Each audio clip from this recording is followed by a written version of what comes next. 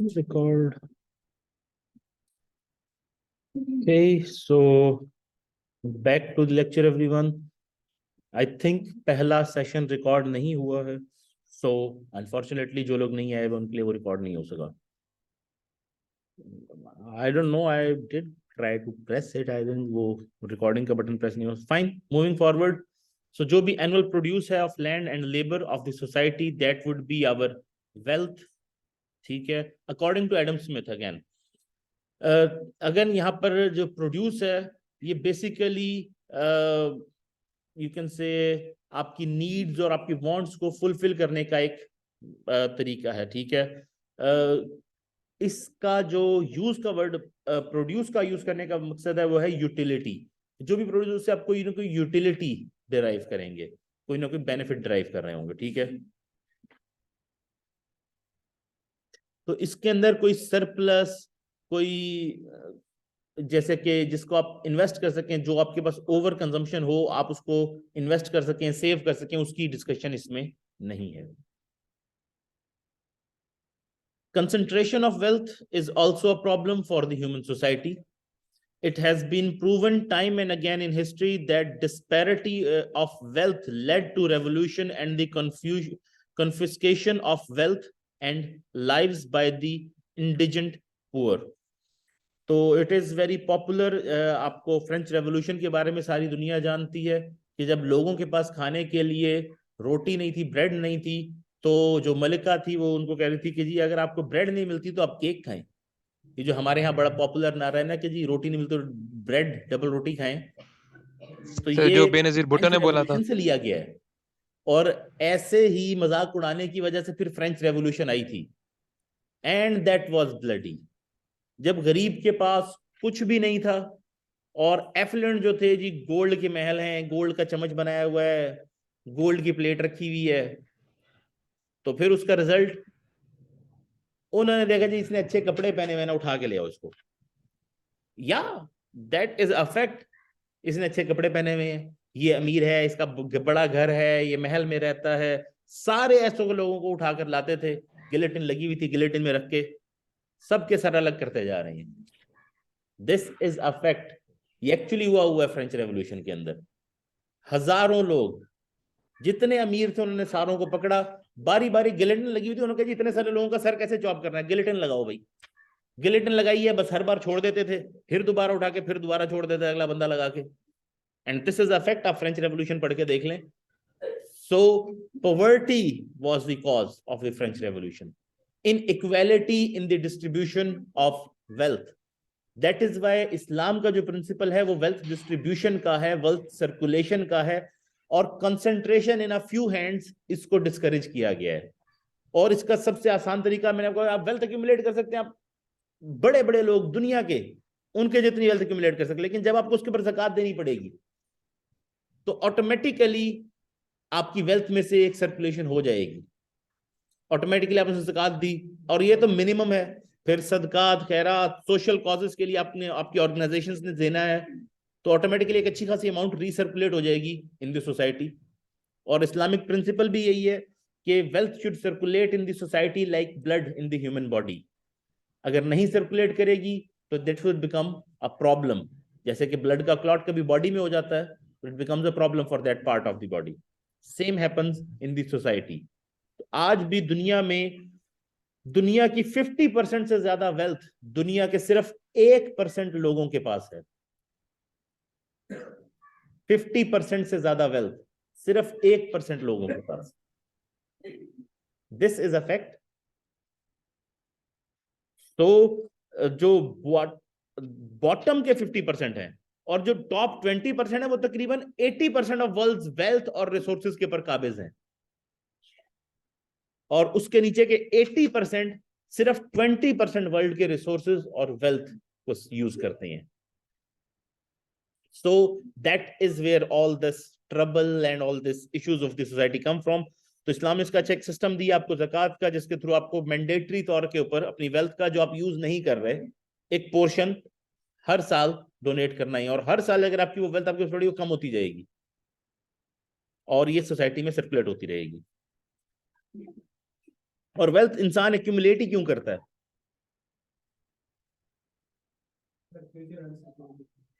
यार कल को अगर मेरे पास कुछ ना हुआ तो क्या होगा, मेरा क्या बनेगा, मुझे भूख लगेगी तो मुझे कौन फीड करेगा, मैं कहाँ रहूंगा। और फिर लालच तो उसका तो हिसाब किताब ही कोई नहीं ना। गैम्बलिंग के बारे में सबसे ज्यादा फायदा कैसीनो को होता है, गैम्बलर्स को कभी नहीं हुआ। जैसे ही आपको ये बड़ी कॉमन ह्यूमन साइकोलॉजी मिलेगी, जैसे ही वो कुछ जीतेगा ना, यार 1 लाख का 10 लाख हो गया है, अब वो उसका इरादा है यार कि एक बारी भी जीतूं भाग जाऊंगा यहाँ से पैसे पकड़ के। 10 लाख हो गए ना, यार एक बार और खेलूं ना, ये 10 लाख का 1 करोड़ हो जाएगा, एक बार और ट्राई कर लेते, बस ये आखिरी बार। वाकई 1 करोड़ हो गया, वाओ यार कहाँ मैं 1 लाख लेकर आया था, 1 करोड़ हो गया, एक बार और कर लेता हूँ 10 करोड़ हो जाएगा, बस फिर इसके बाद नहीं खेलूंगा। जब तक वो सारे बनाए हुए पैसे वापस कैसीनो को देकर नहीं जाता ना, उसने घर नहीं जाना, लालच। और जिसके डूब गए हैं, 10 लाख लेकर आया था, सारे के सारे डूब गए, यार एक बार और खेलूं ना, क्या पता अगली बारी में सारे पैसे वापस आ जाएंगे। जिसके डूब रहे होते हैं, गैम्बलर्स के बारे में ये बड़ा कॉमन है कि जितनी बार हार रहा होगा ना, वो फिर दोबारा जाएगा, यार एक बार अगर मेरे पैसे बन गए ना, ये सारे पिछले रिकवर हो जाएंगे, वो इस चक्कर में So खेलता that रहेगा। so, so that is the तो case with cryptocurrency. अगेन, इन फियर्स की वजह से कि जी हमें फूड चाहिए, सेफ्टी चाहिए, घर चाहिए, शेल्टर चाहिए, बेसिक नीड्स, अगर किसी को हम सिर्फ नीड बेस्ड भी कहें तो अगर इस्लामिक सिस्टम इंप्लीमेंटेड है सोसाइटी में, ज़कात का सिस्टम है, तो टाइम तो वो भी आएगा जब ज़कात देने बंदा निकलेगा, उसको लेने वाला कोई नहीं मिलेगा, ना अभी मेरे पास है। जस्ट यूज टू हैपन कि यार मोहल्ले में सबसे गरीब कौन है भाई, ढूंढने निकले हैं जी, नहीं वो मेरा यार, मुझे पता वो वाला बंदा ज्यादा गरीब है, वो उसके पास नहीं यार, वो वाला बंदा ज्यादा गरीब है, उसके पास ले जाओ भाई। वो ढूंढ रहे हैं यार किसी और को देते हैं, मुझे ना दो, मुझे, मैं तो अभी कुछ ना कुछ मेरा गुजारा है, मेरे पास अभी अगले टाइम का खाना पड़ा है भाई, वो उस वाले के पास अगले टाइम का भी नहीं है। तो अगर ऐसा सिस्टम होगा तो कोई क्यों इकट्ठा करने के बाद यार जब मुझे जरूरत पड़ेगी, ज़कात का सिस्टम में सारी हेल्प हो रही है, कोई ना कोई हेल्प कर देगा, फिर ये एक फियर तो कम हो सकता है ना। बाकी लालच का आप कुछ नहीं कर सकते, लालच का मैंने आपको बता दिया, एक सोने की वादी हो तो दूसरी भी चाहिए, unlimited that is a fact, because नहीं है। सो कंसंट्रेशन ऑफ वेल्थ, इस्लाम में इसकी कोई गुंजाइश नहीं है। Wherever there is great property, there is great inequality. सीधी सी बात है, जब एक बंदे के पास अरबों खरबों रुपए हैं, तो डेफिनेटली वहां पर ऐसा भी कोई होगा जिसके पास कुछ भी नहीं होगा। जब डिवाइडेड होगा, डिस्ट्रीब्यूटेड होगा, तो सबके पास कुछ ना कुछ होगा ना। लेकिन जब नहीं है, जब किसी एक के पास बहुत ज्यादा प्रॉपर्टी है, दिस शोज यू कि किसी और के पास कम होगी, तभी तो वो जब एवरेज करेंगे आप तो वो गैप फिल हुआ है। For one very rich man there must be at least 500 poor, and the affluence of the few supposes the indigence of the many. The affluence of the rich excites the indignation of the poor, who are often both driven by want and prompted by envy to invade his possessions. भाई उनकी want सबकी हैं, needs तो आप पूरी कर सकते हैं, वांट्स किसी की आप पूरी नहीं कर सकते। कोई गरीब से गरीब दिन मतलब यार मेरा भी प्राइवेट जेट होना चाहिए, वांट के ऊपर तो कोई पाबंदी नहीं लगा सकते ना आप। अब दुनिया के रिसोर्सेज लिमिटेड हैं, सो अब वो एनवी कर रहे हैं उसको जो अपनी उस वेल्थ को फ्लॉन्ट करे कि यार इसने इतने अरब की तो घड़ी पहनी हुई है, इसने इतने लाख का जूता पहना हुआ। अभी ताजी ताजी एक फोटो बड़ी पॉपुलर हुई थी, एक दो फोटोज, कि आपके कुछ मिनिस्टर्स हैं वो इतने लाख का जूता पहन के उन बच्चों में खड़े हैं जिनके पास चप्पल भी नहीं है। ठीक है, तो वो जो गरीब है उसके दिल में तो आ रहा नहीं, यार मैं से छीनू इसके किसी तरह से ये वेल्थ इसकी, मेरे पास कुछ भी नहीं है, मेरे पास बेसिक नीड नहीं मिल रही, मुझे पीने के लिए साफ पानी नहीं मिल रहा, लेट सपोज, और ये देखें जी ये इस तरह से वेस्ट कर रहे हैं। बड़ा पॉपुलर है ये कि उनका तो जी वो कुत्ता भी जो है ना वो पेडिग्री खाएगा इंपोर्टेड किस्म का, मेरे बच्चे को यहाँ रोटी नहीं मिल रही। तो उसके दिल में आएगा ना कि एनवी, ये एडम स्मिथ ने डिफाइन किया इसको, कि जब इस तरह की प्रॉस्पेरिटी होगी किसी एक जगह पर और वहां पर उसके अगेंस्ट 500 लोग जो गरीब हैं, तो उसके दिल में ये आएगा ना कि यार वो जिस तरह वेस्ट कर रहा है। फिर वेस्टेज आप देख रहे हैं दुनिया के तमाम बड़े शहर, सबसे बड़े, जहां प्रॉपर्टी अरबों खरबों रुपए की है, वहां आधे से ज्यादा प्रॉपर्टीज खाली पड़ी हैं। लंदन में चले जाएं, आधे से ज्यादा अपार्टमेंट्स, न्यूयॉर्क चले जाएं, वहां सिर्फ अपार्टमेंट्स है, वहां घर तो आप इमेजिन भी नहीं कर सकते न्यूयॉर्क में खरीदने का, चाहे बिलियनियर चला जाए। अब दुनिया के सबसे बड़े बिलियनियर को भेज दें न्यूयॉर्क में जाके घर खरीद ले, नहीं खरीद सकता, अपार्टमेंट ही मिलेगा उसे वहां पर, इतनी महंगी प्रॉपर्टी है। ठीक है, उसमें से 50% खाली पड़े हैं, खरीदा हुआ है इसलिए रखा हुआ है कि जी ये महंगा होगा तो भेज देंगे। क्यों जी, उसके पहले ही 10 घर हैं, 10 के 10 में तो नहीं रह सकता, किसी एक में ही रहेगा। फुल्ली फर्निश्ड, फुल्ली फर्निश्ड, वो इक्विपमेंट पड़ी है अंदर को, फ्रिज फ्रीजर ये वो एसी वेसी सब कुछ लगा हुआ है, कोई इस्तेमाल नहीं कर रहा, सारी जिंदगी वो पड़ा रह जाए तो उसको कोई इस्तेमाल ही नहीं करता। एंड ये बड़ी शॉकिंग रिपोर्ट थी कि यार इतने लोग हैं इस शहर में जिनके पास रहने की जगह नहीं है, इतना ज्यादा किराया कि वो दे नहीं सकते, और आधे मकान यहां पर खाली पड़े हुए। That was very shocking. इसी तरह से सिंपली वो जिसके पास 10 मकान है, अब बड़े शौक से दुनिया की महंगी महंगी प्रॉपर्टीज खरीदे, अभी आपके फिल्म स्टार्स होते हैं अक्सर ही, ठीक है, अब एलए के अंदर हॉलीवुड के जो फिल्म स्टार्स हैं, वो 10-10 घर हैं उनके, एक न्यूयॉर्क में होगा, एक एलए में होगा, एक इधर होगा, एक उधर होगा, किसी एक घर के ऊपर अब बड़ा जी उसने फैंसी से अपना बड़ी खुशी से बनाया, ये ऐसा घर होगा, ऐसा किचन होगा, ऐसा ये होगा। जिंदगी में कभी जाके उसने अपना किचन नहीं इस्तेमाल करना, शायद शक्ल भी नहीं देखनी, वो बिजी इतने, आज इधर गया हुआ, आज उधर गया हुआ, आज उधर गया, आज उधर शूटिंग है। अपने घर पे सिर्फ कोरोना में ये कई फिल्म स्टार्स को अपना घर बाकायदा कोरोना में देखने को मिला कि ये हमारा अपना घर है भाई, इसके अंदर ये भी कर सकते हैं, ये चीज भी इस्तेमाल की जा सकती है इसके अंदर की। वो बना के रखा हुआ उन्होंने एक मैक्सिमम बहुत खूबसूरत सा, बहुत सारे पैसे लगा के, यूजलेस, कोई इस्तेमाल नहीं करा, वेस्टेज। फिर वेस्टेज ऑफ फूड जितना इस दुनिया में होता है, दैट इज रिडिकुलस। जिस अमाउंट का सिर्फ परफ्यूम यूज किया जाता है दुनिया में, वो अमाउंट अगर एजुकेशन पे स्पेंड की जाए तो दुनिया के हर बच्चे को स्कूल में भेजा जा सकता है, जिसका सिर्फ परफ्यूम या कॉस्मेटिक्स मेकअप वगैरह यूज होता है दुनिया में। और वेस्टेज उसकी तो इंतहाई छोड़ दें, इसलिए इस्लाम में वेस्टेज को अच्छा नहीं समझा गया किसी तरह से भी। है जी मेरी प्रॉपर्टी, मेरी मर्जी, मैं इसको आग लगाऊं, मैं इसको रखूं, मैं इसका एक्सीडेंट करूं। आपने अक्सर मूवीज में देखा होगा ना, इस चीज को डिस्ट्रॉय कर दिया, उसको गुस्सा है, उसने ये चीज तोड़ दी। इस्लाम में आप नहीं कर, गुस्सा नहीं कर सकते भाई, चाहे आपकी प्रॉपर्टी है। क्यों? क्योंकि एक चीज बड़ी क्लियर है कि जो कुछ है वो अल्लाह की प्रॉपर्टी है, आपको तो उसने दी हुई है उधार पे।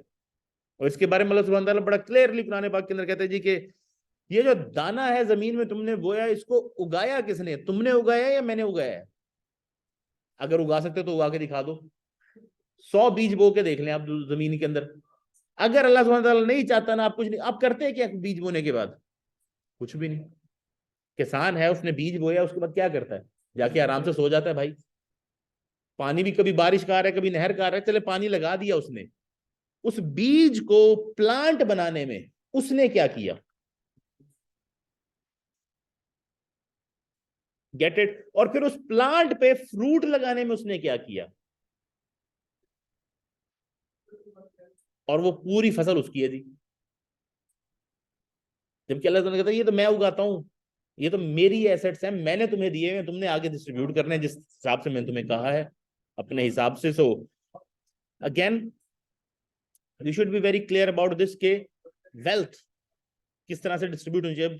दुनिया में तमाम बंदों को फीड किया जा सकता है, लेकिन उससे कहीं ज्यादा खाना वेस्ट कर दिया जाता है दुनिया में हर साल, फ्रीजर्स में, फ्रिजेस में, जबकि वो किसी को फीड करने के लिए दिया जाता है। अफ्रीका की आपके पास वो फोटोज आएंगी कि बच्चे का वो बाजू मैयर करें, वो इस फिंगर से भी ज्यादा स्लिम होगा। वो बेचारे पड़े हुए, उनको फूड नहीं मिल रहा, लेकिन दुनिया में जी इतने 1000 टन जी फूड वेस्ट हो गया, ये जी एक्सपायर हो गया। यूरोप में इसके वजह से ना, स्कैंडिनेविया का एक लॉ बड़ा इंटरेस्टिंग है। अब यहाँ पर एक्सपायर भी होती है अक्सर चीजें, आपके पास वो जी मैन्युफैक्चरर को वापस जाएंगी और वो वेस्ट करेगा, डिस्कार्ड करेगा, वट एवर। वहां पर पॉलिसी है जी ये फूड एक्सपायर होना ही नहीं चाहिए, एक्सपायर होने से 1 या 2 दिन पहले आप इसको फ्री में लगा देंगे सेल के लिए कि जिसको जरूरत है वो ले जाए, कोई पेमेंट नहीं है इसकी। हमने भी 2 दिन बाद एक्सपायर करके फेंकना ही है ना, एक्सपायरी से 2 दिन पहले फ्री में दे दें, जिसको जरूरत है उठा के ले जाए, यूज करें। मार्केटिंग भी की जा सकती है, सोशल, आपकी कॉर्पोरेट सोशल रिस्पॉन्सिबिलिटी। आपने भी 2 दिन बाद वेस्ट ही करना था, हो सकता है 10 डब्बे वेस्ट कर आज करने पड़ रहे हैं आपको, 2 दिन बाद आपको लेट्स सपोज 8 करने पड़ते, लेकिन करने आपने भी वेस्ट ही थे, उसकी जगह किसी ने यूज कर लिया, तो उस तरह से वो पॉलिसीज बना रहे हैं। अब दुनिया में अच्छी खासी गंदम प्रोड्यूस की जाती है, इतनी ज्यादा कि शायद अगर वो सारी की सारी मार्केट में फॉर सेल आ जाए तो आपकी इंटरनेशनल मार्केट के अंदर गंदम की प्राइस बहुत ज्यादा गिर जाए। तो अमेरिका हर साल समंदर में कई टन गंदम डुबो देता है, डिस्ट्रॉय कर देता है कि ये अगर मार्केट में दी तो गंदम का रेट बहुत कम आ जाएगा मार्केट में। इसी तरह से हमारे फ्रिज, हमारे फ्रीजर्स, हमारे होटल्स, ये पाकिस्तान का हाल है जहां हम कह रहे हैं ना कि फ्यूल खरीदने के पैसे नहीं, ये रोटी महंगी हो गई है। ये पाकिस्तान के होटल्स का सर्वे है कि जी लोग जब आते हैं हमारे पास होटल पे ज्यादा खाना ऑर्डर कर लेते हैं जितना वो खा सकते हैं उससे, और फिर उसको पैक नहीं करवा के लेके जाते, वहीं छोड़ जाते हैं एज अ वेस्ट।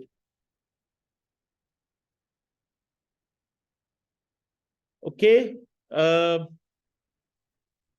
अब वेल्थ क्या है? इट्स अ रिलेटिव कॉन्सेप्ट, ठीक है। अमीर और गरीब के लिए वेल्थ डिफरेंट है, ठीक है। One is rich in relation to others around him, ठीक है। कि लेट सपोज मैं इसको देखता हूँ, यार इसके पास अगर ये चीज है, या इसके पास ये गाड़ी है, या इसके पास ये घर है, या इवन यहाँ पर भी इसके पास अगर लेट सपोज मॉडल टाउन में घर है ना, ये बड़ा अमीर बंदा है। इसके पास लेट सपोज कहीं कोई हमारा गरीब इलाका है यहाँ पर कहीं पर, या यूनिवर्सिटी के पास कहीं पर है घर, ये गरीब बंदा है। जबकि अगर उसको कंपेयर करें जिसका मॉडल टाउन में घर है कि जिसके पास न्यूयॉर्क में अपार्टमेंट है उसके पास अपार्टमेंट, लेकिन उस अपार्टमेंट की कीमत कितनी है, तो वो उसके हिसाब से गरीब लग रहा होता है कि ये तो कुछ है ही नहीं। मैं आपको एग्जांपल देता हूं, अगर आप न्यूयॉर्क में हो इस वक्त, तो आपको एक बड़े इजी से सादा से अपार्टमेंट का जिसमें कोई बहुत चीजें नहीं है, रेंट तकरीबन 10 लाख रुपए देना पड़ेगा, रेंट फॉर अ मंथ। तो आपको लगेगा यार ये ज्यादा अमीर है भाई, ये तो कुछ भी नहीं है। क्यों? क्योंकि जितने का उसका मकान है उतने पैसे तो वो 2-3 साल के अंदर सिर्फ रेंट में दे देता है। तो रिच या पॉवर्टी जो है ये रिलेटिव है, वेल्थ जो है वो रिलेटिव है टू अदर्स। सर ईरान की एक पॉलिसी है, उसके तहत अगर आप वहां पर जाते हैं ना, अगर रेंट पे कोई मकान या कोई प्रॉपर्टी लेते हैं तो वो आपके साथ कॉन्ट्रैक्ट कर लेते हैं कितने भी साल का, लेकिन जब आप छोड़ के जाते हैं तो वो आप टोटल पैसे आपको वापसी करते हैं। क्यों? तो ये नहीं पता, लेकिन कितनी वो है वहाँ की। अगर रेंट पे हम मकान लेते हैं, अगर हम 2 साल के लिए है, या 2 साल के बाद जब हम छोड़ेंगे तो हम जितने पैसे दिए होंगे वो हम वापसी करेंगे। I don't know why they do that, लेकिन इंटरनेशनल जो रेंट का कन्वेंशन है वो यही है कि आप यूजली रेंट पे कर देते हैं and it's gone for ever. वो आपने उस चीज को इस्तेमाल करने का, क्योंकि रेंट होता ही वो है जो यूज फ्रूट के राइट के अगेंस्ट आप देते हैं। आपने प्रॉपर्टी परचेज नहीं किया, आपने यूज फ्रूट लिया उसका कि जी ये प्रॉपर्टी आपकी है, मैं इतने अरसे के लिए इस्तेमाल करूंगा, उसके अगेंस्ट आपको पैसे दे रहा हूं। तो यूजुअली यू जस्ट पे, that's it, end of story. International convention तो यही है, आमतौर पर इंटरनेशनल यही होता है, और इसकी बेस के ऊपर बाकायदा बड़े बड़े बिजनेस मॉडल्स अवेलेबल हैं। एक इस वेल्थ मैनेजमेंट में अगर टाइम हुआ इतना हमारा, क्योंकि सेमेस्टर बड़ा शॉर्ट ही होता है, तो मैं इसके अंदर ये डिस्कस करूंगा। आजकल एक नया मॉडल है रीट्स का, REIT, ठीक है। मैं यूजुअली REIT प्रेफर करता हूँ कहना, क्योंकि वो स्टूडेंट्स को समझाना इजी रह जाता है। रीट्स के अंदर ये होता है कि आप रियल एस्टेट इन्वेस्टमेंट ट्रस्ट बनाते हैं। तो ये जो मैं बता रहा था ना कि घर खाली है, इधर सारे खाली हैं, वो यही होता है कि आप बेसिकली इन्वेस्टमेंट के पर्पज के लिए घर लेके लोग रख देते हैं। ये कल को महंगा ही हो जाएगा ना, डबल का बेच दूंगा, खाली पड़ा हुआ उसका अपना घर है भाई, वो वहां जाके क्यों रहेगा, उसको दूसरे शहर में जाके उसने खरीदा है वैसे भी, ठीक है। सो इस तरह अब उन्होंने रीट्स बनानी शुरू की, रियल एस्टेट इन्वेस्टमेंट ट्रस्ट, लोग पैसे लगाते हैं, उससे रियल एस्टेट प्रॉपर्टीज खरीदी जाती हैं। फिर वहां पर जो है रेंट जो चार्ज हो रहा होता है वो उनको एज इनकम आ रहा होता है, और जो प्रॉपर्टी की एप्रिसिएशन है वो वैसे उनकी वेल्थ में इजाफा हो रहा है। तो वो आजकल क्या करते हैं इसमें, फिर और ज्यादा रेंट और इनकम जनरेट करने के लिए तो पुरानी बिल्डिंग्स उठाते हैं, उनकी रेगुलेशन जरा डिफरेंट होती है। अब उसके अंदर छोटी सी रेनोवेशन की टैक्स नहीं, उसके ना रेंट नहीं चेंज कर सकते जब तक उसके अंदर कोई काम ना करें। तो ये बड़ा पॉपुलर है आज जो स्कैंडल ये किस्सा चल रहा है, वो उसमें थोड़ी सी रेनोवेशन करते हैं, तो थोड़ा बहुत इधर सीमेंट प्लस्तर ये वो सेट किया उसका फेस, अब जी वो जी हमने वो रेनोवेशन किया ना जी, इतने डॉलर या इतने पाउंड या इतने यूरो आपका रेंट बढ़ गया, उन सारों को रेंट ज्यादा देना पड़ेगा। इसलिए लोगों के लिए हाउसिंग अनअफोर्डेबल होती जा रही है इंटरनेशनली भी। इस तरह से वो इन्वेस्टमेंट के नाम पर लेते हैं और फिर हर महीने को छोटा सा काम रंग कर दिया, इस बार जी वो ये वाली चीज यूं करके यूं कर दी है, ये नई रेगुलेशन में हमने ये कर दिया है, तो छोटा सा काम करेंगे रेंट बढ़ा देंगे, क्योंकि इन्वेस्टर्स को रिटर्न तो तभी ना जो रेंट में से आएगा। नहीं प्राइवेट है ये, रीट्स प्राइवेट है। अ कम्युनिटी और society is richer than others, again comparatively United States में जी ज्यादातर लोग रिचर ही आप काउंट करेंगे, चाहे वो वहां का बड़ा गरीब बंदा हो, ठीक है, लेकिन आपसे रिचर है क्योंकि वो आपसे कई गुना ज्यादा, जितना आपने महीने का रेंट उससे कई गुना ज्यादा वो आपकी प्रॉपर्टी से ज्यादा रेंट दे देता है वो। So societies, cultures, communities, they can be richer और पुअरर। 3 फंडामेंटल कैरेक्टरिस्टिक्स जो वेल्थ की होती हैं। नंबर 1 द ग्रोथ क्राइटेरियन, तो वेल्थ आमतौर पे ग्रो करती है। So money is something that makes money. ये कहा जाता है it is very difficult to earn your first million, your second million is easier, your third would be much more easier than that. First को earn करना सबसे मुश्किल होता है, फर्स्ट को कलेक्ट करना। क्योंकि जो आपके पैसे हैं वो भी अब आपको रिटर्न अर्न करके दे रहे होते हैं, आप उनको कहीं पर इन्वेस्ट कर सकते हैं, किसी को लोन आउट कर सकते हैं, उसके ऊपर रिटर्न ले सकते हैं। अब ये कन्वेंशनल का बता रहा हूं फिलहाल मैं, इसीलिए मैं उसके अंदर इस्लामिक पर्सपेक्टिव को नहीं ला रहा। लेकिन इस्लामिक में भी आप उसके साथ एक प्रॉपर्टी लें, उसको रेंट आउट कर दें, उसके आपको रेंट भी आ रहा है, प्रॉपर्टी की वर्थ में अप्रिसिएशन भी आ रही है। आप बिजनेस में पार्टनरशिप कर लें तो उसका आपको रिटर्न भी आ रहा है, ठीक है। सो ग्रोथ क्राइटेरिया होगा वेल्थ का, कि wealth will make more wealth. Wealth, इसीलिए वेल्थ मैक्सिमाइजेशन आज एक कॉन्सेप्ट है, कि आप अगर कंपनी में इन्वेस्ट करते हो तो आप डिविडेंड नहीं मांगते, आप रिटेन, आप अर्निंग्स नहीं मांग रहे होते, आप उनसे कहते हैं जी किसकी वेल्थ मैक्सिमाइजेशन करो मेरे पैसों की। कंजम्पशन क्राइटेरियन, अब वेल्थ क्या करेगी, wealth basically consumption benefits create करेगी ओनर के लिए। जिसके पास वेल्थ है, अब अगर उसकी इनकम से वो चीज नहीं कर सकता, तो हाँ अगर उसको कोई चीज कंजम्पशन के लिए चाहिए, या बच्चों को अच्छे स्कूल में भेजना चाहता है, तो अपनी सेविंग्स में से, वेल्थ में से निकाल कर वो कर सकता है। जैसे कि हमारे पास स्कूल में बड़ा पॉपुलर होता था, कुछ हमारे पास स्टूडेंट्स होते थे जो ना तकरीबन डेली बेसिस के ऊपर स्कूल से निकाले जाते थे, हर महीने, हर दूसरे तीसरे हफ्ते। अब उसका है क्या कि उसके ग्रैंड पेरेंट्स ने कहीं कोई जमीनें शमीनें होंगी उनके बेसिस के ऊपर वो चल रहे हैं, तो पेरेंट्स ने भेज दिया बच्चों को स्कूल। अब बच्चा साहब यहाँ पर रोज कोई ना कोई काम कर देते हैं इस तरह का, उसको निकाल दिया जाता है। अब स्कूल में वो घर फोन करता है, वो जी मुझे निकाल दिया है। घर से पेरेंट्स जो है उसके बारे में कहा यह जाता था कि जी उसके अंदर क्या है यार, उसका क्या, उसके अब्बू ने एक मुरब्बा बेचना है, उसकी फीस दोबारा जमा करवा देनी है, चले जी। तो जी उसका जी मुरब्बा बिक गया थी, पीछे से पेमेंट आ गई है, आधे घंटे बाद वो वापस एनरोल आके क्लास में हमारे साथ बैठा होता था, फिर दोबारा अगले कुछ दिन बाद निकला हुआ होता था, फिर दोबारा उसकी फीस पे हो जाती री एडमिशन की, वो फिर से आगे बैठा होता था क्लास के अंदर हमारे पास। तो ऐसा भी होता है कि कंजम्पशन क्रिएट करती है कि वेल्थ वो थी उसकी वेल्थ, अब वो उसको वेस्ट कर रहे हैं।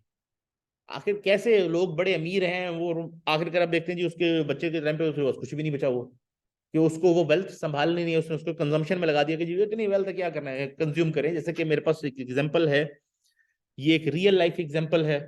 आई नो समवन जिसने एक महीने में तीसरा आईफोन गुम किया था।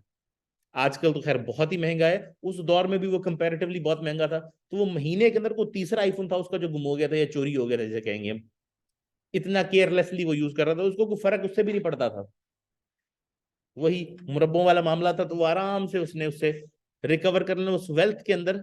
अब उसकी जो कंजम्पशन है वो आपकी बढ़ जाती है, जब आपके पास वेल्थ है यार इतने पड़े तो है ना, उसमें से मैं यूज करता हूँ बच्चों की एजुकेशन के लिए, अच्छी एजुकेशन के लिए फॉरेन भेज देता हूँ, या हेल्थ केयर के ऊपर ज्यादा स्पेंड कर लेता हूँ, उसके वेल्थ उसकी कंजम्पशन को इफेक्ट करेगी। तो अगर वो लो क्वालिटी चीज कंज्यूम करता है वो हायर क्वालिटी की चीज को कंज्यूम, क्योंकि मेरे पास कुछ ना कुछ वेल्थ है कुछ जिसको मैं यूज कर सकता हूँ। एंड मार्जिनल वैल्यू क्रिएशन, इसकी एग्जांपल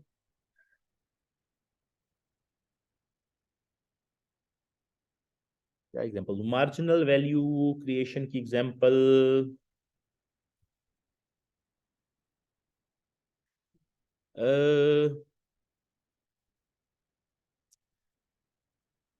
इसकी एग्जांपल अगर मैं दूं ना, रिसोर्सेज दुनिया में स्केर्स हैं, ठीक है। अब क्योंकि रिसोर्सेज स्केर्स हैं, इनके एक्यूमुलेट करें, लेट्स सपोज अगर मैं आपको कहूं जी मैंने आपको समंदर में से इतने गैलन पानी और दे दिया, would that make you happy? ये समंदर पहले ही बहुत सारा पानी है समंदर में, और वो फ्रीली अवेलेबल है हर किसी के लिए। अगर कंट्रीज क्लेम भी कर लें जी ये समंदर मेरा, ये इसका, ये इसका, इसका, मैं कहूं जी इतने गैलन पानी आपको हम समंदर का और दे रहे हैं, वुड पाकिस्तान भी हैप्पी? तो पहले हमारे समंदर में पानी बहुत पड़ा है, हमने वो कौन सा यूज कर लिया या कर लेना है अपनी जिंदगी में, जो हमें समंदर का पानी और चाहिए होगा? तो वो चीज जो अल्लाह ने आपको अबंडेंस में दी हुई है, उसकी वो वैल्यू नहीं होती, ठीक है? उसकी मार्जिनल यूटिलिटी नहीं है कि जी आपके पास 100 टन है तो 1 किलो और आ जाएगा तो कितना आपको खुशी होगी। इवन अगर आपके पास लेट सपोज 1000 टन सोना पड़ा हुआ है, कोई आपको अगर 1 तोला और दे देगा, वुड यू बी हैप्पियर? लेकिन एक बंदा जिसके पास 1 तोला भी नहीं है, उसको अगर कोई 1 तोला और दे दे, दे वुड बी हैप्पियर। जो आपके टीवी शोज अक्सर आपके साथ करते हैं, 1 तोला, 10 तोला, 5 तोला, 3 तोला के चक्कर के अंदर लोगों को बहुत जलील करते हैं और रमजान खराब करते हैं उनका। उससे आपको आइडिया मिल गया कि ये मार्जिनल वैल्यू क्रिएशन क्या है। क्योंकि रिसोर्सेज स्केर्स है, तो वेल्थ जब आपकी स्केर्स है, वेल्थ हर किसी के पास अबंडेंस में नहीं, हर कोई वेल्थ एक्यूमुलेट नहीं कर सकता, उसको एफर्ट करनी होगी, एसेट्स बिल्ड करने होंगे, अपनी इनकम में से सेक्रीफाइस करके सेविंग्स करनी होंगी। तो वेल्थ को जो एडिशनल यूनिट आप उसके अंदर ऐड करेंगे कि यार मैंने ये सेव किया और मेरे पास इतने ऐड हो गए इसकी वजह से, या और मैं इतने कहीं से सेव कर सका, ये इसके ऊपर इतना रिटर्न अर्न करके इसने मुझे दिया है, तो you will be much happier. तो उसकी मार्जिनल यूटिलिटी है, उसकी मार्जिनल वैल्यू है, वो अपनी मार्जिनल वैल्यू क्रिएट करती है।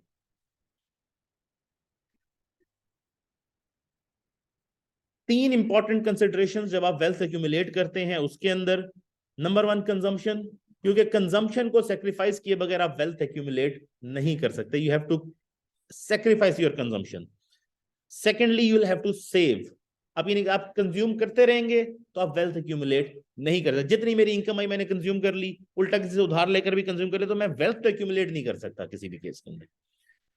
And one more important thing कि आपने सेविंग तो कर ली, आपने कंजम्पशन रोकी, उससे पैसे बचा भी लिए, ये पैसे कल को उतनी वैल्यू नहीं रखेंगे जितनी आज रखते हैं। आज अगर इन पैसों से मैं लेट सपोज एक प्लॉट खरीद सकता हूं, तो कल को नहीं खरीद सकूंगा वही प्लॉट, उससे छोटा खरीद सकूंगा। तो तीसरा रूल, इसको इन्वेस्ट करना होगा। जब तक आप इसको इन्वेस्ट नहीं करेंगे, ये आपके लिए उतना वैल्यूएबल नहीं रहेंगी सेविंग्स जितनी आपको चाहिए या जितना आप इसको समझ रहे हैं। तो third policy would be too invested. तो यही वेल्थ मैनेजमेंट का एक आप इसको समझ ले कि कोर है, कि पहली चीज अपनी कंजम्पशन को कंट्रोल करना है आपने।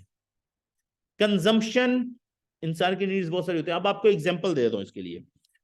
अभी भी आप बाहर निकलेंगे ना, यहां से यूनिवर्सिटी से बाहर किसी भी मार्केट में चले, sale 30% off, 50% off, 90% off, let's suppose चलें।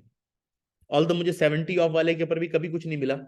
मैंने एक आध बार जाके पूछा भी यार ये जो बाहर 70 लगाया हुआ ऑफ तुमने लिखिए, अप टू चले लिखा हुआ है, अप टू चाहे इतना सा है, 70 इतना बड़ा है, तो वो जो 70 वाला आइटम है ना, मुझे वो दिखा दो कौन सा वाला है। कोई दुकान वाला मुझे आज तक वो 70 वाला आइटम दिखा नहीं सका, और अगर किसी ने दिखाया भी है, वो आइटम होता है जो पिछले 5 साल से उसकी दुकान पे नहीं बिका। ठीक है, कोई एक छोटा सा वो एक आइटम होगा जो कोई नहीं लेकर जा रहा, उसके ऊपर 70 ऑफ मिल जाएगा आपको। लेकिन अगेन पर्पस क्या है उस ऑफ का? यस, कि आपको एंटाइज किया जाए कि आप आए और बाय करें। ओके, और आपको ये ऑफ मिल रहा है, डिस्काउंट पे मिल रहा है, कम पे मिल रहा है, ज्यादा ले सकते हैं, इस चक्कर में आप चले जाएंगे,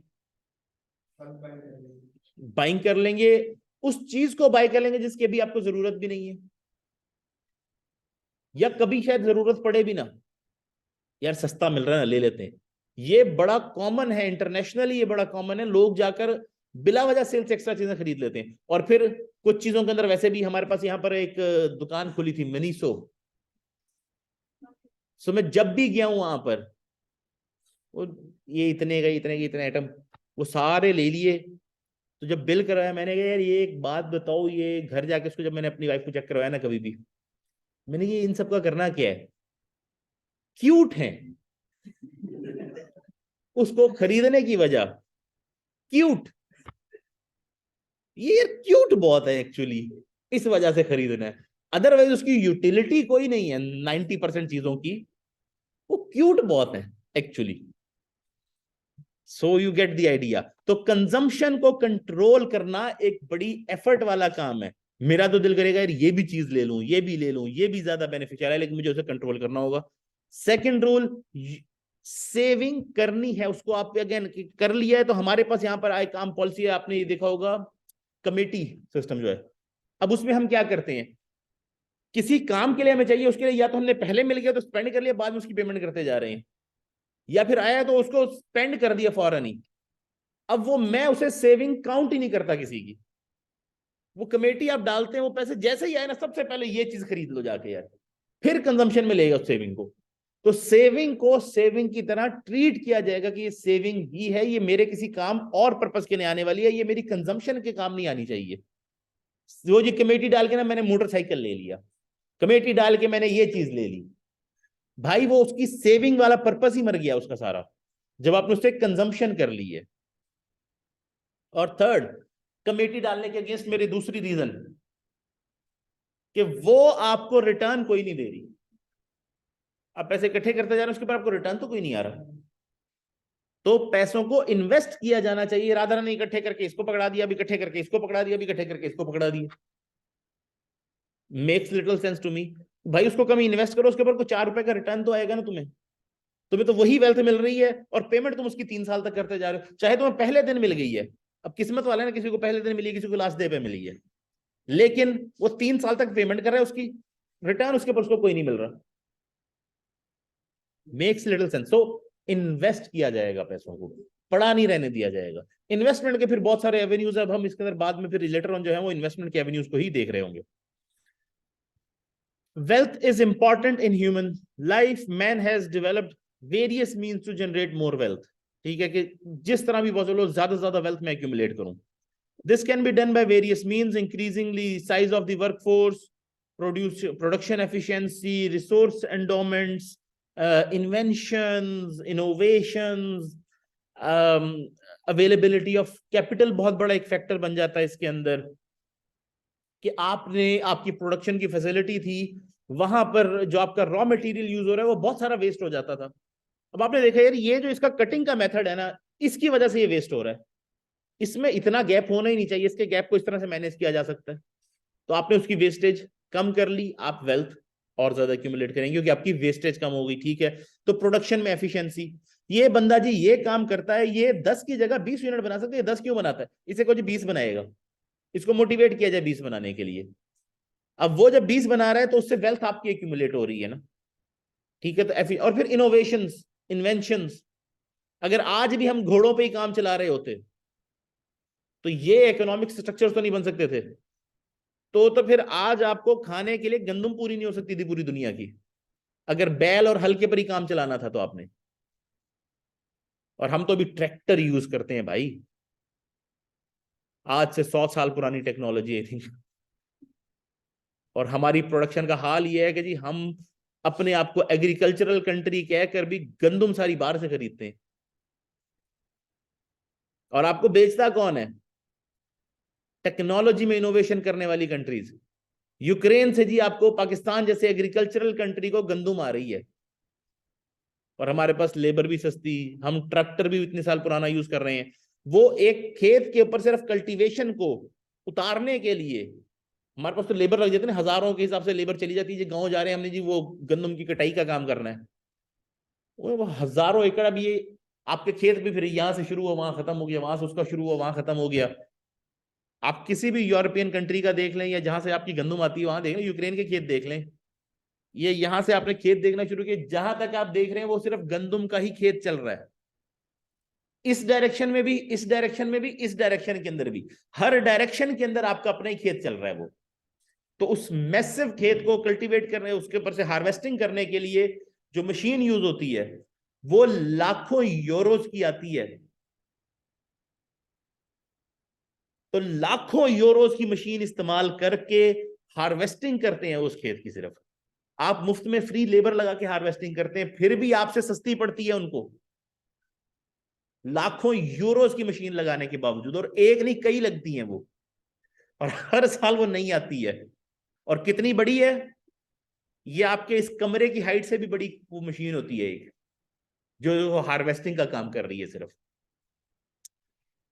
सो इनोवेशन, इन्वेंशंस, इन सब का बड़ा फर्क पड़ता है। अगर आज आपके पास ट्रैक्टर ना होता तो ये प्रोडक्शन भी नहीं होती जो अभी भी हो रही है आपके पास। तो इनोवेशन, इन्वेंशंस, फिर इस तरह से पेस्टिसाइड्स, फर्टिलाइजर्स, वर्कफोर्स की ट्रेनिंग, उसकी स्पेशलाइजेशन। आपने लर्न किया कि जी डिवीजन ऑफ लेबर से ज्यादा प्रोडक्शन ली जा सकती है, तो स्पेशलाइजेशन की जाए। Then wealth is limited specially in the short term. Short term में आप वेल्थ को नहीं बढ़ा सकते। मैं चाहूँ ना कि मैं रातों रात अमीर हो जाऊं, नॉट पॉसिबल। मेरे पास जो भी स्टूडेंट्स ये लेके आते हैं, अक्सर मेरे पास सीनियर स्टूडेंट्स भी होते हैं, बड़े एजेड भी, रिटायरमेंट के करीब भी, तो एकदम डबल हो जाए मेरी वेल्थ, या मुझे सर किसी ने अपॉर्चुनिटी दी है, इतने पैसे लगाओ ये इतने दिनों में डबल हो जाएंगे। तो मैं उसे कहता हूँ यार सर वो ना, फिर ये हुआ कि मुझे किसी ने एग्जांपल शेयर की कि जी उनको रिटायरमेंट के कोई हुई किसी की, उनके फ्रेंड की, तो रिटायरमेंट के बाद कोई उनको जो पैसे मिलते हैं 5-10 लाख रुपया मिला, किसी ने चक्कर दिया और वो सारे लूट कर ले गया कि जी ये इतने अरसे में डबल हो जाएंगे। तो सर ये कैसे पता चलेगा हमारे साथ फ्रॉड ना हो जाए? वो सीनियर सिटीजन है, सादा आम बंदा, कि वो मुझे कैसे पता चलेगा ये मेरे साथ फ्रॉड तो नहीं कर रहा कोई बंदा? तो उन्होंने कहा इसका कोई रूल नहीं है कि जी आपको पता चल जाएगा ये फ्रॉड कर रहा है ये फ्रॉड नहीं कर रहा, लेकिन उसका सिंपल सी एक पॉलिसी है जिसको आप यूज करते हैं, रूल ऑफ थंब कह लें इसे आप। If it is too good to be true, it most probably is. कि यार रातों रात मुझे क्यों कोई 10 लाख के 20 लाख बना कर दे देगा जी, मैं महीने बाद तुम्हें ना 10 के 20 दूंगा भाई। तो मैं उससे पूछूंगा भाई एक बात तो बता, स्मगलिंग करता है, क्या करता है, क्या है, मेरा काम तो बताना जरा।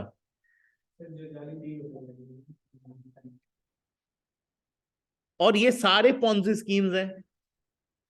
ज्यादातर ये होगा कि जी चले आपको किसी को दे भी दिए ना, उसने वो क्या है कि जी अब इसको मैंने 10 के 20 करके दे दिए ना, क्योंकि इसने मुझे आगे 10 कस्टमर और आगे नहीं, उसके जो पैसे आए थे 10-10 लाख, उसमें से मैंने 20 इसको दे दिया, 80 फिर मेरे पास आ गया। अभी भी 2-3 इंस्टॉलमेंट इसको दूंगा, ये और से और बंदे आते